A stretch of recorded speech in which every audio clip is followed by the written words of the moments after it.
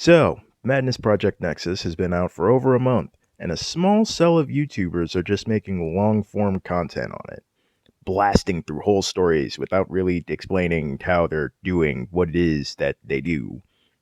Nobody's really described what goes into the slaughter. They kind of just read the story until they get to do the slaughter.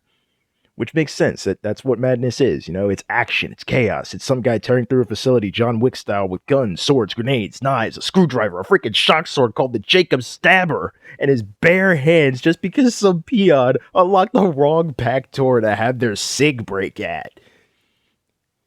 I got off track. It was never really about focusing or sense or math, even though that's what they use to make the sets. But that's neither here nor there for now. The story mode starts you off as the big kahuna, the fucking man. You talk about madness combat, you know who this guy is, you know him, you love him. He has an awesome name that for some reason isn't a claim to fame. It's Hank J. Wimbledon.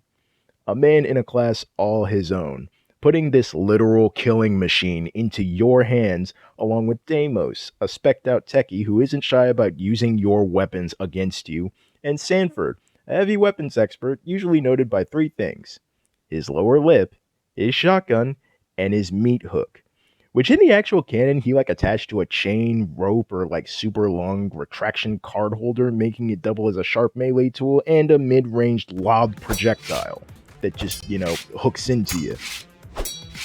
Cause it's a hook. Okay, so a splatterhouse meeting an army of two is definitely some bad company for your enemies. However, in the arena, you're not that. You're not that guy, pal. Trust me. You're not that guy. You're one of a few select imprints that get injected into the brain of a self. Someone who didn't make it back from... We'll get into that another day. I'm not supposed to talk about that right now. You just started the game. Anyways, this self gains some attributes and a drawback depending on the imprint you possess. There are 2 classes per focus, however, you just started, so you don't have access to those lives yet. But what you do get is the patient, an esteemed scientist who was thrown in the loony bin for thinking the wrong thing, singular, after which they tossed the key, the apocalypse happened, and then someone found the key, released you with claustrophobia, voices in your head, a tolerance to prescription drugs, a plethora of thoughts on how dangerous human hands can be, and a clean bill of health. So your unarmed attacks are jacked, allowing you to drop kick, counter chargers, counter melee weapons, floor enemies that are standing behind cover, stop tack bar use, guard against weapons, dodge tackle, and dizzy enemies by having a high combo. But your acrobatics are trash and you have an imaginary friend from being locked away for so long. The Merc. Bodyguard to some important bureaucrat during the apocalypse till he gets wrecked on your one weekend off all year, and lacking the gaming and or guitar skills to masquerade as a YouTuber, you're forced to wander the cities of Nevada, taking contracts from the highest bidder, and drawing in fighters you meet alongside you to fight for glory. While making sure that they don't get too greedy with the spotlight, meaning that you're deadly with a swingable weapon, allowing you to guard break, deflect bullets back at people at high level, dual wield anything with a handle, add collateral. Yes, add collats to your swings, repost with dual wields, and properly use bayonets. You gain more money, but you intentionally hang with units that aren't as cool as you. The Experiment, born from a test tube, fostered in a vat, tested in a cryo chamber for years on end, it tends to leave you scarred, mentally unstable, and very spiteful of your progenitors. Just ask Cell. You were released one day from the lab in which you were constructed. No clue why.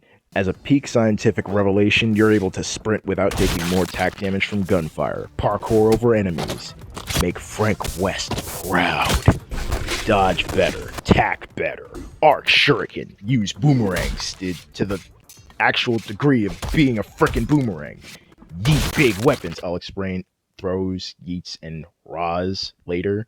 Patience, young Panda 1. And gain the revelation that blades, tossed like identity discs, remember Tron, kill better. All with the caveat of being Frankenstein's monster levels of flammable in a world of guns, cigarettes, and explosives. The peon. The agent. Secretly employed to several shadow agencies stationed in Nevada, you're the only other person here who sounds like they weren't locked behind several walls of cold steel once the Zeds came and reality destabilized. You're not all that important. but you've done enough good and bad to get a slightly different wardrobe from the standard men in the rest of your original cell. You still look like most of the people you'll be attacking, which means seeing you armed to the teeth with a gang of armed men looks totally fine. Until someone watches you actively off somebody. Your range skills are unmatched with a semi-automatic weapon, meaning tag shots lower recoil, enemies that dodge a shot take graze damage and tack damage equal to how screwed they were, moving and shooting has no aim penalty, dual wield almost all forms of small arms fire. Shotguns send enemies flying at point blank, terrifying other enemies when they die. Graze hits can kill shot, and you gain stopping power, but your weak baby man physique can't handle real armor weight well.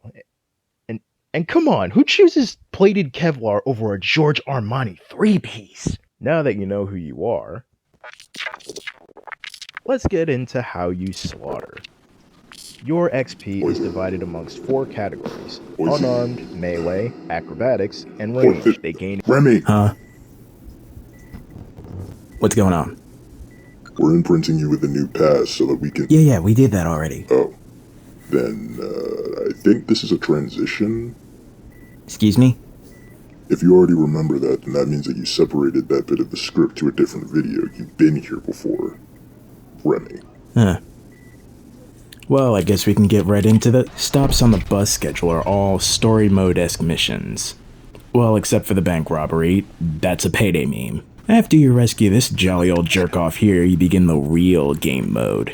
You get airdropped into an arena of some sort, then you click the handy-dandy button, upon which a shot starts the round, summoning wave after wave of adversaries to cut down. Should you win, you gain experience to bank for skills. Wow, there's that deja vu feeling. Anyways, if you lose, you get piss all. Suck a dick. This is detrimental as you gotta build up your skill to near Herculean status in order to truly establish yourself in somewhere, which is impossible alone. Which is why you have cronies. Because Bossman keeps inviting people over he finds on Ware's list, you can assemble and train up a squad of mercs to do your bidding and net you money and experience. These men, no matter how ugly, are connected to you. So, if they kill someone, you get the money and experience. Their growth is separate from yours. There's that deja vu again. And they even evolve into their own little secondary classes after reaching certain levels.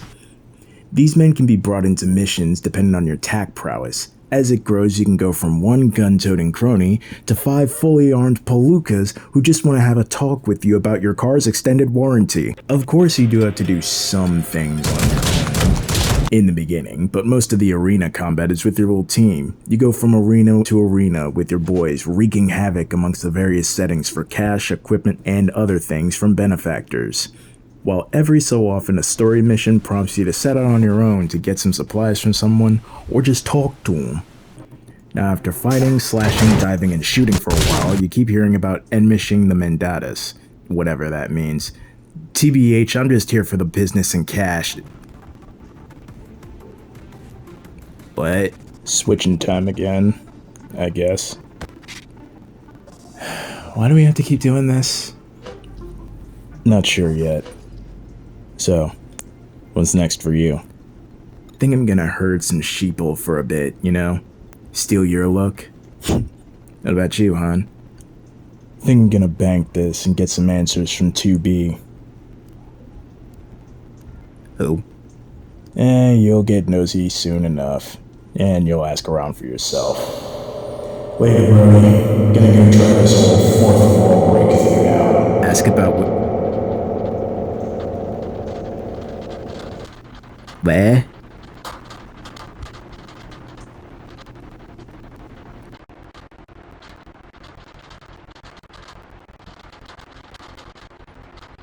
Well, that was kind of rude.